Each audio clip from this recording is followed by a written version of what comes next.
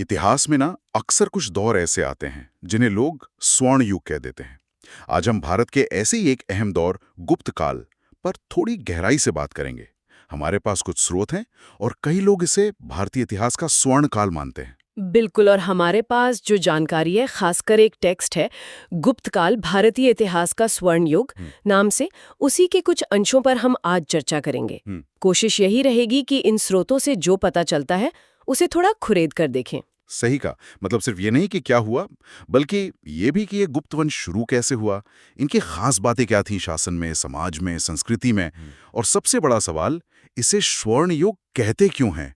क्या वाकई सब चकाचक था? चलिए देखते हैं इन स्रोतों में क्या मिलता है। हाँ, ये देखना दिलचस्प होगा क्योंकि इतिहास सीधा सपाट तो होता नहीं है। हम्म, तो शुरू करते हैं एकदम बेसिक से। जी। ये गुप्त शासक थे कौन, कहाँ से आए थे? स्रोत बताते हैं कि ये वैश्य वर्ग से थे हम्म, और भगवान विष्णु के उपासक थे। अच्छा, वैश्य वर्ग से और विष्णु उपासक, ये तो खैर आगे उनके सिक्कों वगैरह में भी दिखेगा शायद। पर शुरुआत कैसी रही इनकी? मतलब क्या शुरू से ही बड़े राजा थे? नहीं नहीं, यही तो एक पेच है। जानकारी ये कहती है कि शुरुआत में ये स्वतंत्र राजा नहीं थे। ये कुषाण शासकों के सामंत थे, सामंत मतलब फ्यूडिटरी लॉर्ड्स। किसी बड़े राजा के अंडर। हाँ बिल्कुल, एक तरह से बड़े साम्राज्य के अधीन काम करने वाले स्थानीय शासक। तो इस हैसियत से उठकर एक पूरा साम्राज्य खड़ा करना, यही अपने आप में पहली बड़ी बात थी। अच्छा, तो मतलब एक सामंत परिवार से साम्राज्य तक का सफर। तो ये सफर शुरू किसने किया? पहला नाम किसका आता है स्रोतों में? स्रोत हमें ले जाते हैं प्रभावती गुप्त के पूना ताम्रपत्र अभिलेख तक। उसके हिसाब से संस्थापक थे श्रीगुप्त। पर यहाँ एक बारीक बात है। स्रोत यह भी कहते हैं कि श्रीगुप्त और उनके बेटे घटोत्कच, इनको शायद पूरी तरह स्वतंत्र शासक नहीं बल्कि सामंत ही माना जाता रहा। ओ, तो मतलब नाम तो है पर शायद पावर अभी पूरी नहीं आई थी। तो फिर कौन था वो जिसने सही मायनों में इस वंश को एक इंडिपेंडेंट पावर बनाया? असली फाउंडर किसे माने? वो क्रेडिट जाता है चंद्रगुप्त प्रथम को। उन्हें ही गुप्त वंश का वास्तविक संस्थापक माना जाता है। स्रोत बताते हैं कि उनकी राजधानी कौशाम्बी थी, आज के उत्तर प्रदेश में। उन्होंने ही गुप्तों को सामंत वाली स्थिति से बाहर निकाला। चंद्रगुप्त प्रथम। नाम तो बड़ा दमदार है, मौर्य वंश की भी याद दिलाता है। खैर वो अलग हैं। तो ऐसा क्या खास किया इन्होंने कि वास्तविक संस्थापक कहलाएं? मुझे याद आ रहा है स्रोत में किसी शादी का जिक्र था। हाँ, और वो कोई ऐसी वैसी शादी नहीं थी। चंद्रगुप्त प्रथम ने लिच्छवी राजकुमारी कुमार देवी से शादी की। लिच्छवी उस टाइम एक बहुत बहुत पावरफुल और इज्जतदार गणराज्य था। इस शादी ने गुप्तों की पॉलिटिकल पावर और सोशल स्टैंडिंग दोनों को बहुत बढ़ाया। ये सिर्फ रिश्ता नहीं था, एक स्ट्रेटेजिक अलायंस था। अच्छा, तो ये एक बड़ा पॉलिटिकल मूव था।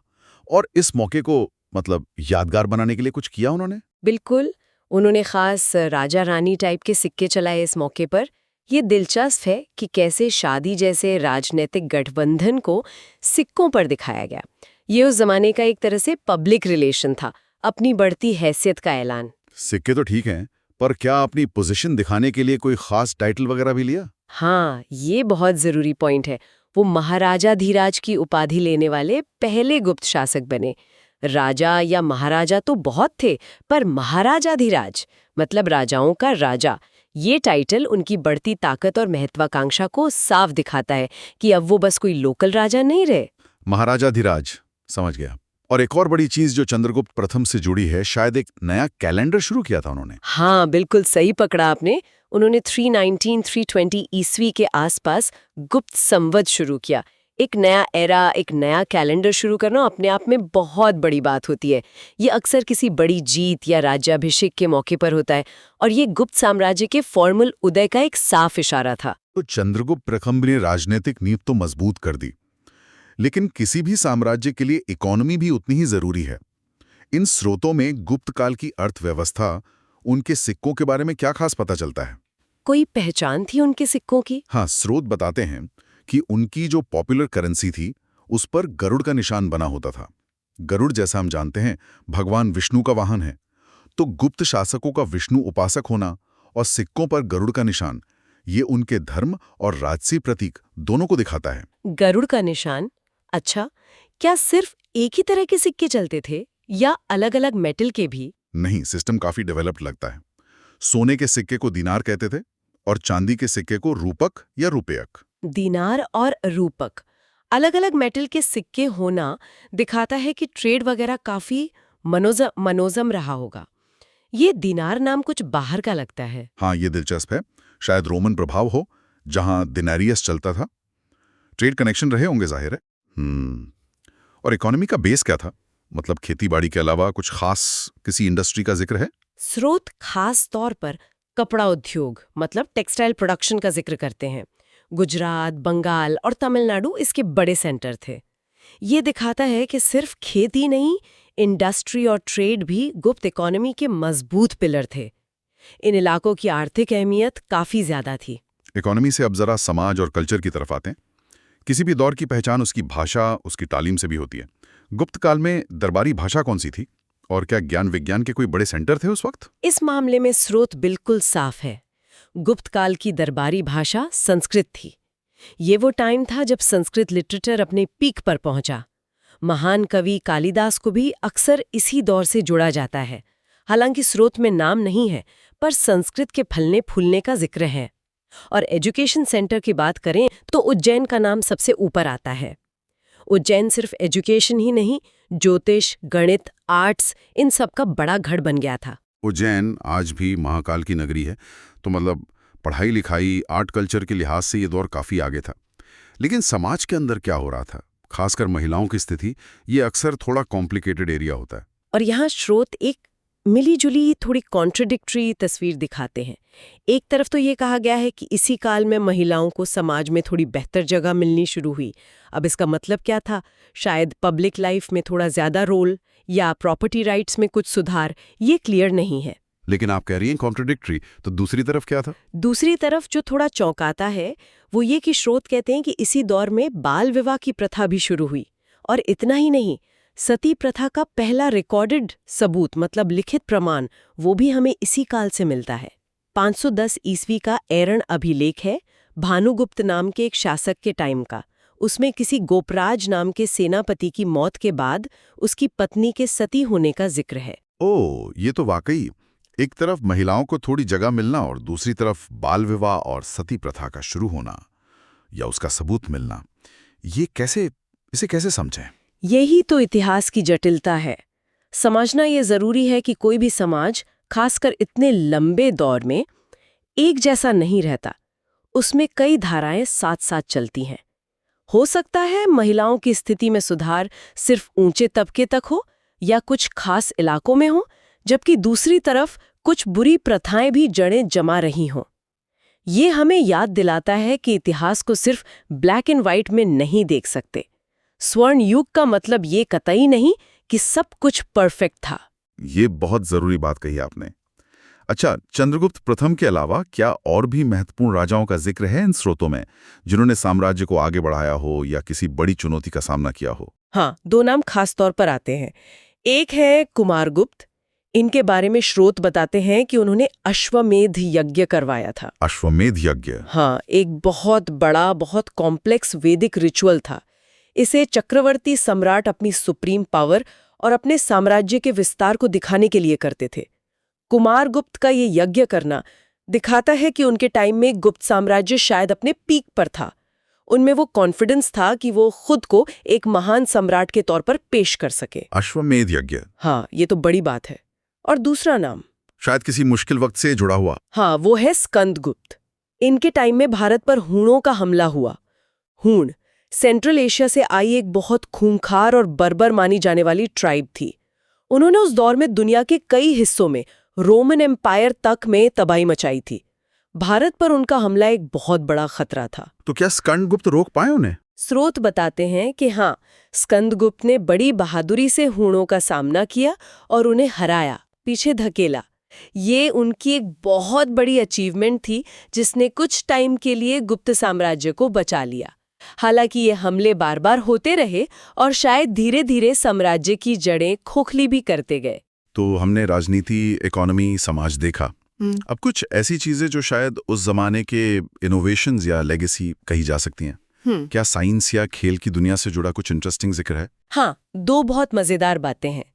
पहली, इन डॉक्यूमेंट्स के हिसाब से पारे मतलब मर्क्यूरी का आविष्कार गुप्त काल में हुआ। ये सुनने में आज शायद छोटा लगे, पर उस टाइम के हिसाब से केमिस्ट्री और मेटलर्जी में ये बहुत बड़ी खोज रही होगी। आयुर्वेद वगैरह में इसके कई इस्तेमाल हुए होंगे। अरे वाह, पारे का आविष्कार, ये तो वाकई में बड़ी बात है। और दूसरी मजेदार चीज जुड़ी है खीरिन से।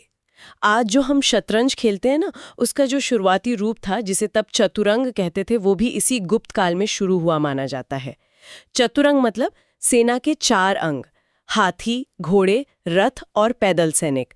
ये खेल स्ट्रैटेजी और दिमाग का खेल था। तो सोचिए आज के चेस की जड़ें भारत के इस दौर से जुड़ी हैं। पारा और शतरंज, ये तो ऐसी चीजें हैं जिनका असर आज तक दिखता है। तो अब तक हमने गुप्त वंश की शुरुआत देखी, चंद्रगुप्त प्रथम जैसे अहम शासक, उनकी इकोनॉमी, समाज की उलझनें, चुनौतियां और कुछ कमाल के आविष्कार। अब वापस उस सवाल पर आते हैं जिससे शुरू किया था।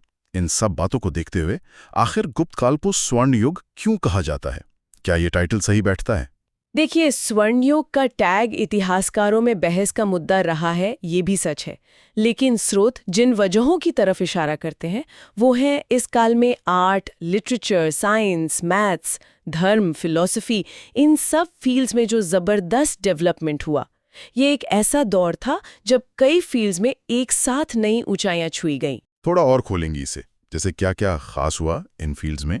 जरूर। हमने बात की कि संस्कृत लिटरेचर अपने पीक पर था। आर्ट्स की बात करें तो मंदिर बनाने का जो नागा स्टाइल है, उसका विकास इसी काल में शुरू हुआ।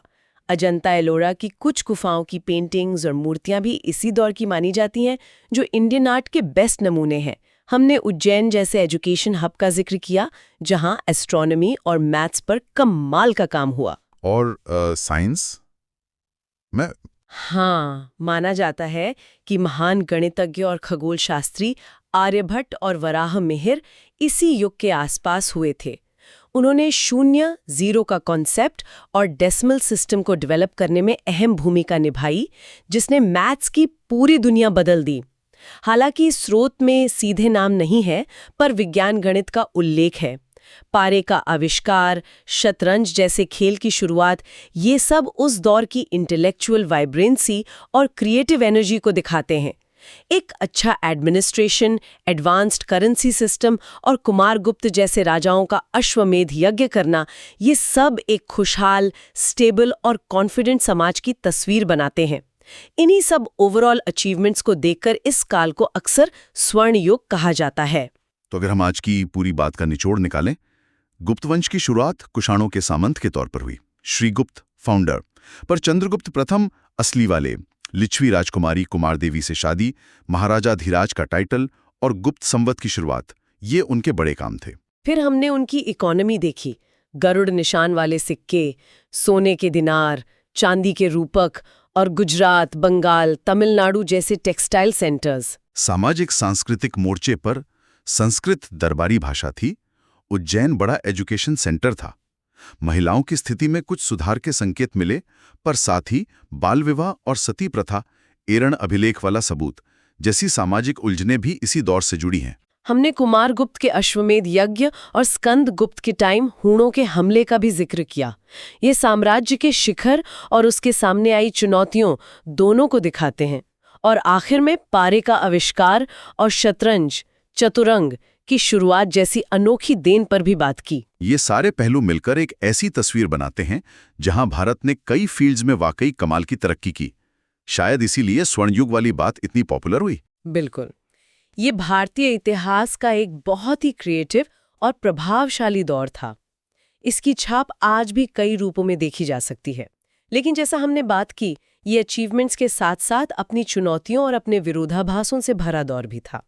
और यहीं पर हम शायद सुनने वालों के लिए एक सवाल छोड़ सकते हैं। ये सोचना कितना दिलचस्प है कि एक युग जिसे हम उसकी कला, विज्ञान, समृद्धि के लिए स्वर्ण युग कहते हैं, उसी युग में सती प्रथा और बाल विवाह जैसी गंभीर सामाजिक कुरीतियां भी पनप रही थीं या उनके सबूत मिल रहे थे। ये सवाल हमें इतिहास को और गहराई से, उसकी सारी जटिलताओं के साथ समझने के लिए उकसाता है।